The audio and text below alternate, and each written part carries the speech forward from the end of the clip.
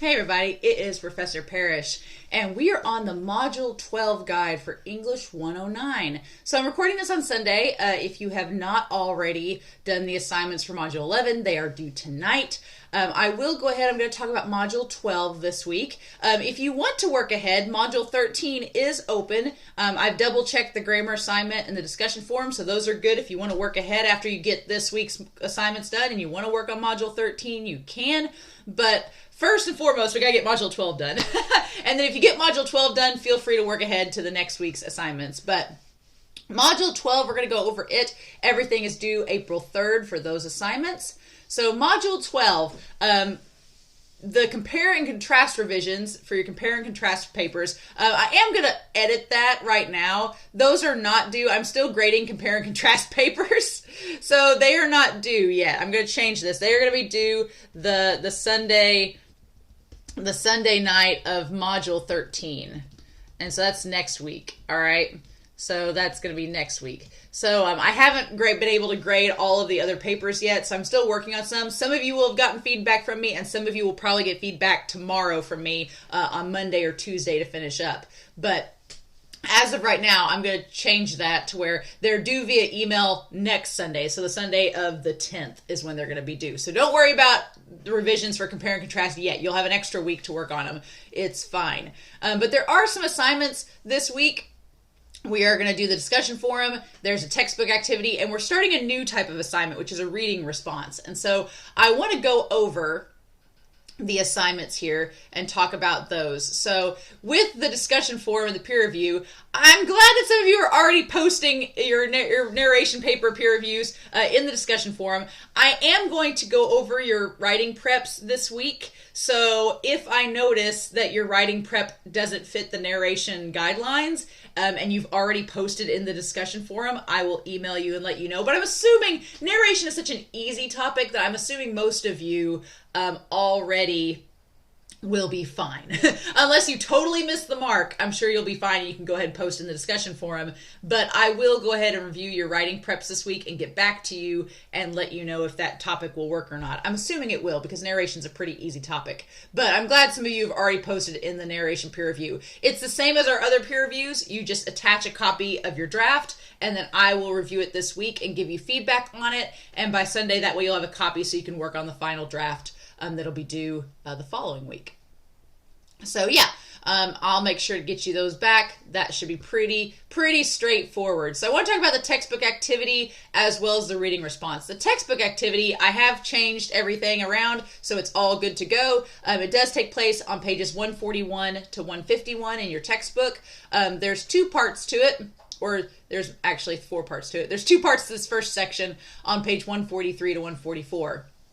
The review test number 2, there are 10 verbs that are in the present tense in the paragraph, and you're going to write them out and change them to the past tense. So we've not done a lot about verb tenses in this class, and I want to kind of just review it and do just a basic checkup. So for example, in our textbook, there is the word invites that's pointed out, and you would change invites with an S to the past tense, which is invited. You invites people, she invited people. So you're going to find 10 of those verbs in that paragraph. They're in the present tense, probably with an S, and then, or an S or an ing perhaps, and then you're going to change that to the past tense. So pretty easy. And then on review test number 3 on page 143 to 144, for these 10, you're going to write out the incorrect pronoun and replace it with the correct one. So maybe it says he instead of them. Maybe it says I instead of you. There's just an incorrect pronoun that needs to be corrected. And honestly, for this assignment, the thing that helps me the most is if I read it out loud. If I read, and that works for the other paragraph as well. For both of these assignments, if you're like, well, how am I going to find this word? How am I going to know that it's the right one or not? Read it out loud. Now, obviously, if you're a high school student and you're in the middle of class, that might get distracting, but I'm sure your friends will be fine with it. But honestly, if you read it out loud, for a lot of things, when I proofread my own papers, a lot of times I will read them out loud, and that's like a grammar check for me, because when you write it out on paper and you're not reading it, your brain likes to think that you're right. Your brain likes to think that you know exactly what you're doing. So a lot of the mistakes that we make as writers are just common errors that our brains totally overlook because our brain thinks that we're doing things the correct way. And it's like, oh, I don't need to correct that. But then when you read it out loud, something happens and your brain suddenly goes, wait, that doesn't sound right. And so it tries to correct itself. So a good exercise for proofreading and for this assignment especially is just go through the paragraph, read it out loud, and you may notice immediately something doesn't sound right. And that's probably where the error is. So for review test number 3, 1 through 10, you're going to find that incorrect pronoun and replace it with the correct one.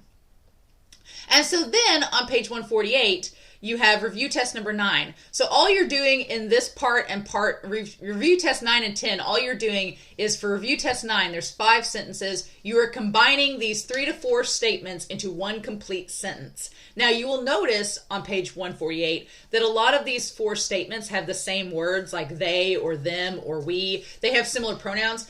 I put on here you can omit repetitive or unnecessary words. You're combining these 4 statements into one complex sentence. So you can omit repetitive words or things that are not necessary to make it a full sentence. I just want it to be a cohesive, concise, compound sentence using commas, using conjunctions such as and, but, or, whatever you need to make it a full sentence. All right, a semicolon if need be, just whatever it takes to make it a full, complete sentence that makes sense and is correct. That's all you're doing for those 5, right? And then the last part, which is review test number 10, there are 2 statements that I want you to just combine into a complete complex sentence. All right? And it's sort of like review test 9, but a little bit more simplified. Instead of 3 or 4 statements, it's just 2 that you're combining with a conjunction like and, but, or, however, therefore, whatever the case may be, and making sure that it makes sense and using proper capitalization and punctuation at the end. All right, so this week's textbook assignment is pretty basic, but I feel like it's things we've not totally covered yet that I want to make sure we cover before we move any more forward in the class. All right, so that's the textbook assignment. And then finally, this is the reading response. This is a new type of assignment where after this week, we are done with textbook assignments. So we'll still have grammar reviews, but we won't have any more textbook assignments. Instead, we will have these reading responses. So at this point, this is just checking for reading comprehension and making sure that we understand, like when we read something, like what it's saying, does it make sense? How do we comprehend it? How do we analyze it? Just prepping you for things that you'll probably do in English 121. So on pages 568 to 572, this is towards the end of your textbook, there is a series of stories, and they're all based around themes. So the first theme is called Goals and Values. So this part of our English skills textbook starts on page 574. And so pages 568 to 572 just kind of talk about reading analyses. It talks about how to read a passage and critically analyze it. So I do want you to read those 4 pages just to kind of preface you for what's going to come. And then on page 574, there are 6 different stories to choose from, and they range from pages 574 to 564. So there's a lot of options. And the theme behind these stories is goals and values. So I want you to pick one of those stories. It can be any one that you want. Whichever story you want to pick from those 6, you can pick. Just choose it. They all have a similar theme, so I want you to pick one of those stories. At the end of each story, there are 8 comprehension questions. So on your assignment, right here where it says story choice, I want you to tell me which story you picked, okay? You're going to tell me which story you picked, and then you're going to answer those 8 questions that aligns with that story, all right? Then you'll notice that there's 3 extra questions, but you're going to choose one of them. You're going to choose one question from the content section, one question from the structure section, and one from the style and tone. So altogether, there are 11 questions you are going to answer about that story. 8 are reading comprehension questions that are true for every single story. And then the other 3, content, structure, and style and tone, they're going to give you several prompts, and you pick one from each to answer. Okay? And that's all you have to do.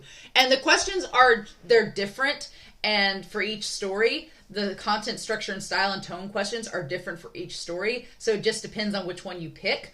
But I just want you to be able to talk about the content of the story, talk about its structure, talk about how the style and tone is surrounding it, just being able to explain. And these are going to be exercises in critically analyzing your work, because when you get to English 121 and 122, that's a big part of that class, is being able to articulate how did you understand this story, what does it mean, and how can you apply it not only to your own life, but to your own writing.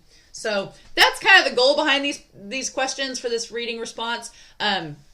If you have any questions about it, please let me know. I will be in my office in the afternoons this week. So if you have a question, you can email me and I'll get back to you as soon as I get back that afternoon. But that reading response, everything is due by Sunday, April 3rd. So if you have any questions, you can go ahead and let me know. But otherwise, that's pretty much it for this week in the course. Like I said, if you get these 3 assignments done and you want to go ahead and look at Module 13, you can. Now, technically, our writing assignment, I've given you an extra week on it. It's not technically due until Module 14, but we're going to talk about, next week, we're going to talk about the argument paper, our final paper. We're going to go ahead and talk about it next week and get you kind of prepped for it. So yeah, so you're going to notice that it's not, the writing prep is not due until Module 14. And next week, we're going to talk about the final paper in the class, and its writing prep's not due till the week afterwards. But I just want to go ahead, I want to give you an extra week to work on the narration paper, and then I want to give you some time to think about the final paper too. So next week, if you want to go ahead and work on the grammar review for next week and the discussion forum for next week, you can, but keep in mind, just keep working on your narration paper for now. All right? So if you have any questions, please let me know. But otherwise, I hope you all have a wonderful week. Please stay safe, take care, and I will be back next week to talk about Module 13 of English 109.